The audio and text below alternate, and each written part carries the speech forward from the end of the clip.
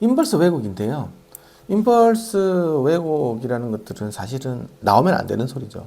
물론 뭐 다른 왜곡들도 다 나오면 안 되고, 사실 1kHz 톤을 하나 넣어주면 1kHz만 나와야 되는데 2kHz, 3kHz, 4kHz 이렇게 막 이렇게 그에 대한 배수음이 나오는 걸 우리가 하모닉 디스토션이라고 그러지 않습니까? 그건 이제 앰프가 뭐 좀 좋지가 않거나 스피커가 굉장히 큰 소리를 내줄 때 이런 것들이 많이 생기는데요. 사실 임펄스 왜곡은 그런 라기보다는 재료상의 결함으로 이렇게 많이 생기는 경우가 많습니다. 그래서 차량 및 시스템 구성 요소의 원치 않은 운동에서 발생된다. 원래 그렇게 나오면 안 되는 거죠. 어쨌든 이렇게 기계적인 결함 때문에 이렇게 생기는 거고요. 그래서 이제 러버 앤 버징 같은 경우, 러버 같은 경우 어디서 긁히는 거고, 버징은 본딩이 돼서 붙어 있어야 되는데 이게 이제 막 떨어져서 벌벌벌 떨 때라는 거죠. 루즈 파티클은 안에 뭐 이물질이 들어가 가지고 득득득 소리 나는 뭐 이런 것들이 많은데요. 이런 것들이 이제 문제는 이게 하모닉스처럼 들리지도 않고, 또 이게 어떤 레벨에서는 안 들리다가 특정 레벨이 생기고, 그 다음에 또 어떤 데 잴 때는 나오다가 어떤 데 잴 때는 안 나오고 막 엉망으로 이게 나오는 게 많습니다. 그리고 이거를 레벨은 굉장히 작은데 스케일은 또 너무 잘 들어오고 하는 이런 것들이죠. 그래서 이제 사람의 길은 어쨌든 에너지, 물론 THD 같은 건 다 에너지로 보는 거죠. 에너지도 중요하지만 이형 같은 경우에는 사람은 에너지로 느끼는 게 아니고 변화율로 느끼게 돼 있습니다. 그래서 뭔가 갑자기 뭔가 급격하게 뭐가 탁 바뀌는 이런 뭐 임펄스라는 게 갑자기 이렇게 딱 그 시간적으로 보면 급격하게 뭐가 바뀌는 거 아닙니까? 이렇게 이 에너지 자체는 굉장히 작을 수 있는데 이렇게 띠끽 이런 게 띠끽 이런 게 나오면 굉장히 잘 들리기 때문에, 이게 내가 이런 시그널 중에서 이렇게 띠끽 띠끽 이런 것만 있다가 잘 들린다는 거. 이거는 이제 레벨에서 본다고 하면 주파수 쪽에서 본다고 하면 이 레벨이 요걸 가져간다 그러면 이 레벨은 요만큼 이렇게 되게 작더라도 굉장히 작은 값이지만 이게 이제 잘 들린다는 거죠. 이게 이제 아주 이제 사람 아주 미치게 만드는 건데, 이런 것들이 있으면 이제 자동차 사람들이 이제 이게 좀 이상한 소리가 들리네. 그리고 계속 집중해서 들으면 점점 더 크게 느껴지고 하기 때문에 이제 리콜 신청을 하고, 그러면 자동차에서는 이거 몇 천만 원짜리 차가 요거 때문에 리콜을 당하면 안 되기 때문에 굉장히 이게 골치 아픈 부분이 되어 있습니다. 임펄스 왜곡 측정은 IC 표준에 정해진 지는 그렇게 오래되지 않습니다. 60168-21에 정의가 되어 있고요. 그렇게 정해지지 않은데 이 기능들은 많이 이슈가 되기 때문에 생기고요. 이거는 아까 이야기했지만 시간 영역 분석, 이거 에너지에서는 별로 중요하지 않기 때문에 시간 영역에서 어떤 갑자기 이렇게 뭐가 탁 바뀌는 게 이제 파고율이 되겠죠. 파고율이라는 것들은 평균 대비 피크 값의 비율이 돼요. 그러니까 평균, 이 같은 경우는 평균은 이렇게 이제 픽 튀지 않습니까?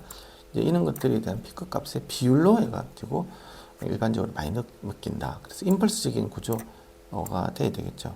이런 것들이 있으면 잘 느껴진다라는 거고요. 에너지는 작지만 피크 값이 굉장히 높은 스파이크 같은 거, 픽 되는 거, 글리치 같은 게 발생되면 사람이 굉장히 잘 느끼게 되어 있습니다. 이거는 누구나 다 느낀다는 게 문제입니다.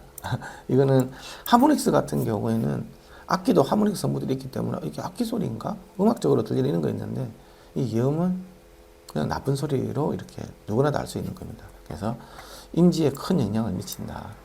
이렇게 돼가지고 있고요. 그래서 주로 이제 임펄스 왜곡 같은 경우에는 고주파수 신호보다는 이게 저주파수 신호음을 이렇게 일반적으로 많이 사용을 하게 되어 있습니다.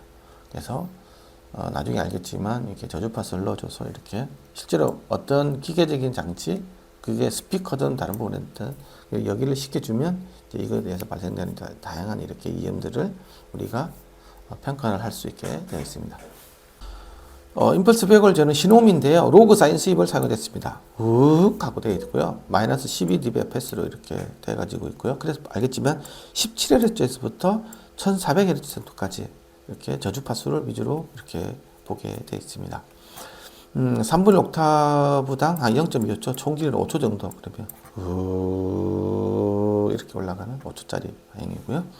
44100 48로 샘플링 돼가지고 있고, 근데 이제 여기 같은 경우에는 나중에 이제 어떤 동기화 목적 때문에 윅 하는 거 앞에다가 삑삑 사인톤 같은 거 1kHz 톤을 넣어주고, 그 다음에 이제 첩 시그널 넣어준다라든지 아니면 노이즈 톤을 넣어주다가 첩 시그널 넣어주고, 또 나중에 또 클럭 동기화 때문에 맨 마지막에 넣어주고 하는 여러 가지 목적으로 추가 신호가 들어갈 수 있습니다. 이러한 추가 신호는 메인 첩 신호보다는 6dB 작게 이렇게 설정이 돼 가지고 있습니다.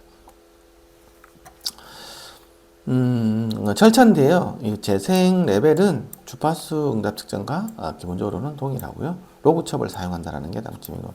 그러니까 그러면 왜 핑크 노이즈로 측정을 하지 왜 로그 첩을 측정을 하냐?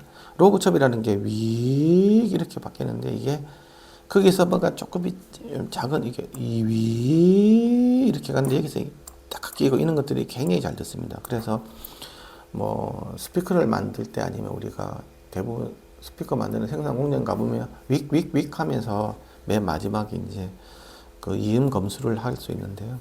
어쨌든 로그 첩이 굉장히 이렇게 이음 듣는 게 굉장히 특화돼서 굉장히 잘 들린다. 예. 뭐 테스트 레벨은 뭐 차량간에 똑같이 다 기대해야 되겠죠.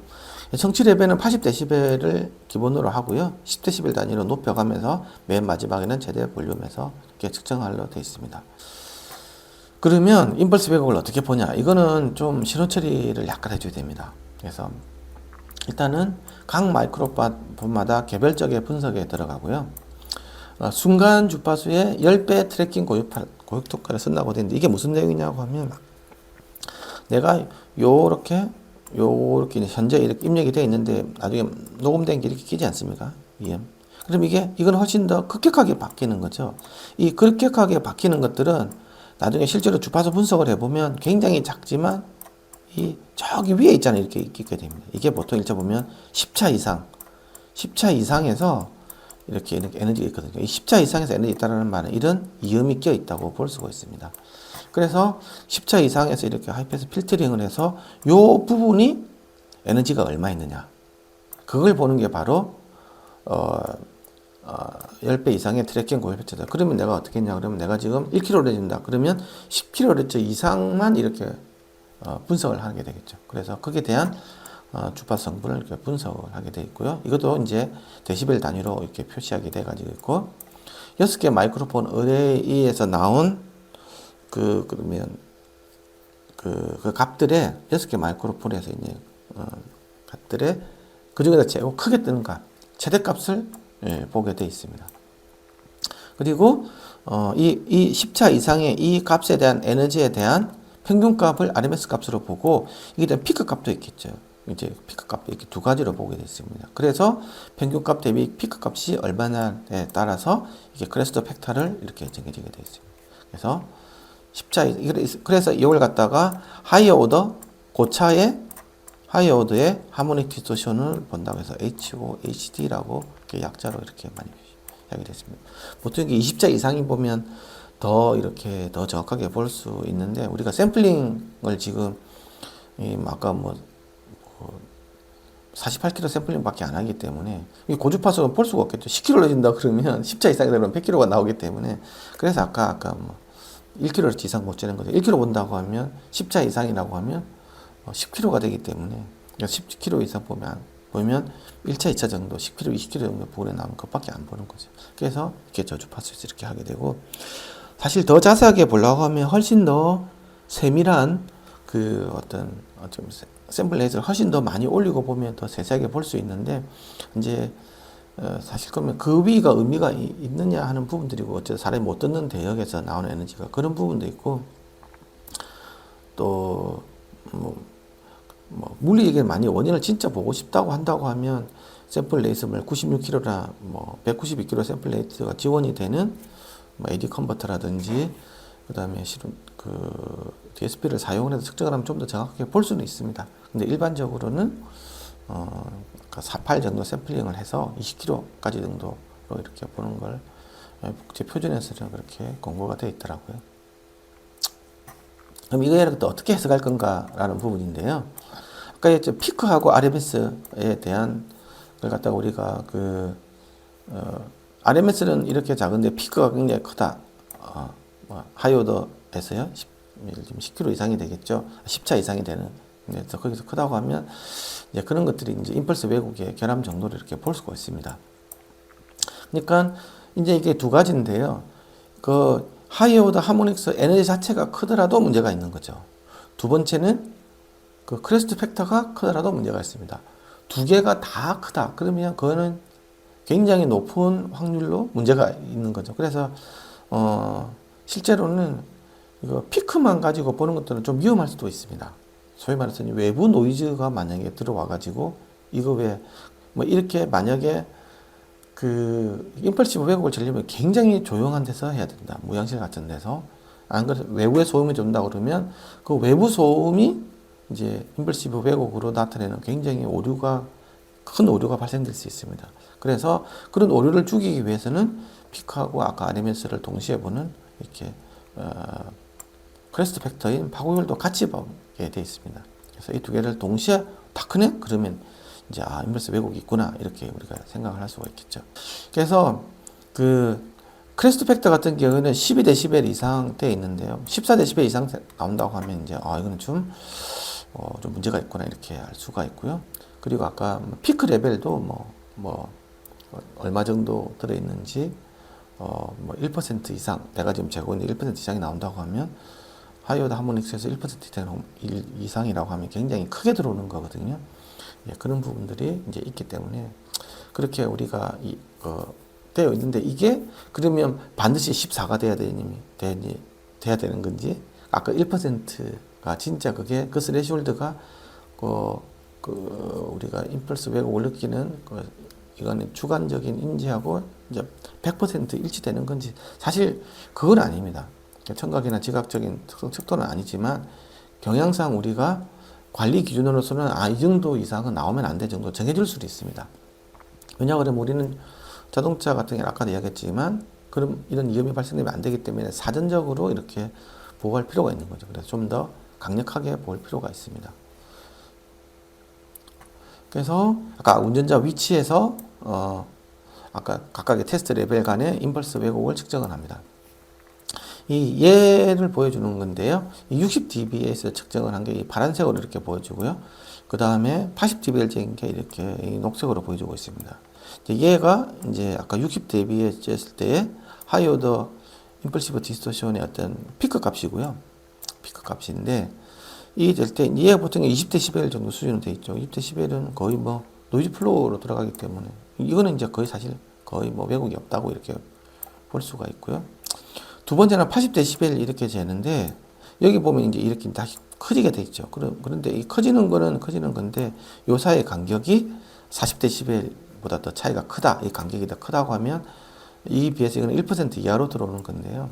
그렇게 되면 좀 이게 큰 의미가 없지 않다 이렇게 볼 수는 있는데 그렇다고 해서 이게 우리가 관리 기준일 뿐이지 이게 또 어떤 성격이냐에 따라서 들릴 수도 있고 안 들릴 수도 있는데 또 사람의 또 성향에 따라서 일반적으로는 1% 이하면 크게 문제가 없지 않나 이렇게 생각을 하고 있습니다. 두 번째는 이제 아까 파고율인데요. 크레스트 팩터인데 하이어드 아까 10차 이상의 그 파형을 가져와 가지고 이제 보는 건데 여기 보면 이제 아까 60dB로 측정했을 때 파고율이고요. 이게 그다음에 이 녹색이 80dB인데 80dB니까 좀 더 크레스트 팩터가 크게 나오긴 하죠. 아까 기준이 12dB를 본다고 하면 12dB 넘는 부분이 조금씩 있죠. 그렇죠? 이렇게 있고 여기 같은 경우는 굉장히 크게 16까지 아까 20MHz 들어갈 때 크게 이렇게 생기게 있죠. 그래서 이거는 굉장히 크네? 이렇게 사용할 수도 있지만 과연 우리가 이제 20Hz나 이렇게 여기가 30, 40이면 20MHz, 25Hz라고 나오는데요. 25Hz를 우리가 실제로 이렇게 재생해 줄 일이 별로 없기 때문에 이런 부분은 이제 무시할 수도 있겠죠. 내가 근데 관심 있는데 여기 위인지 아니면 내가 쓰는 스피커는 적어도 여기 위인지 이런 거에 따라서 이게 실제로 이게 이런 극점이 나올 때 문제가 될 수도 있지만 관리 기준에서는 얘를 제외하고도 할 수도 있습니다. 그러니까 어쨌든 지금 얘 같은 경우에는 제 기준에서는 14가 좀 더 맞지 않나 개인적으로 그렇게 생각을 하는데 어떤 좀 관리 기준이 느슨한 데 같은 경우는 15로 볼 수도 있겠죠. 네, 어쨌든 프리미엄 카로 갈수록 이게 좀 더 이렇게 낮게 이렇게 설정이 되는 부분이 좀 더 낫다고 할 수도 있겠습니다. 그래서 이 에너지에 대한 부분하고 이에 대한 크레스트에 대한 부분, 파고율에 대한 이 두 부분을 통해서 어쨌든 관리가 된다. 라고 보시면 될 것 같습니다.